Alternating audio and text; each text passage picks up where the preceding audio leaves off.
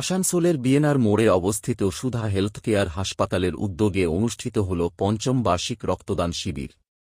হাসপাতাল প্রাঙ্গণে আয়োজিত এই মানবিক কর্মসূচিতে চিকিৎসক, সমাজসেবী ও সাধারণ মানুষের স্বতঃস্ফূর্ত অংশগ্রহণ লক্ষ্য করা যায়। এই রক্তদান শিবিরে উপস্থিত ছিলেন বিশিষ্ট চিকিৎসক ড কল্যাণ বন্দ্যোপাধ্যায়, ড সঞ্জিত চট্টোপাধ্যায়, ড সুশান্ত সিনহা, ড এ.কে. ঝা, ড প্রিয়াঙ্কা মণ্ডল সহ সমাজসেবী প্রবীর ধর এবং অন্যান্য বিশিষ্ট ব্যক্তিবর্গ।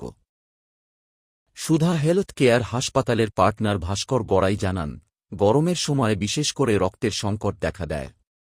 সেই প্রয়োজন মেটানো এবং সমাজের মানুষের পাশে দাঁড়ানোর লক্ষ্যেই এই রক্তদান শিবিরের আয়োজন করা হয়েছে। পাশাপাশি তিনি সুধা হেলথ কেয়ার হাসপাতালের বিভিন্ন স্বাস্থ্য পরিষেবা ও সামাজিক উদ্যোগের কথাও তুলে ধরেন। আমাদের প্রত্যেক বছরের ন্যায় এটা আমাদের পঞ্চম রক্তদান শিবির। আমরা প্রতি বছর এই মে মাসে গরমকালের সময় আমরা এই রক্তদান শিবিরটি করে থাকি।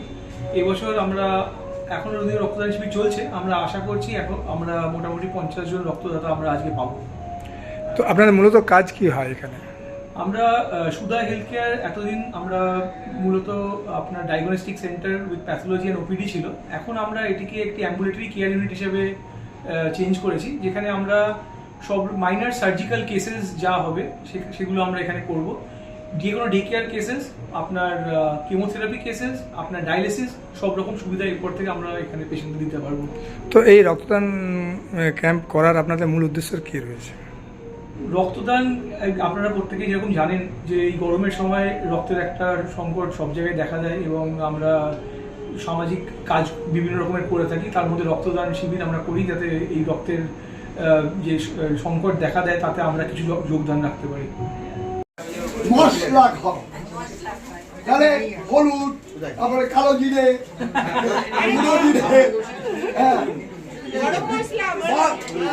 আয়োজকদের বক্তব্য, রক্ত দিন, জীবন বাঁচান, এই বার্তাকে সামনে রেখেই মানবিক উদ্যোগ হিসেবে রক্তদান শিবিরের আয়োজন করা হয়েছে, যাতে জরুরি মুহূর্তে রক্তের অভাবে কোনো মানুষের জীবন বিপন্ন না হয়।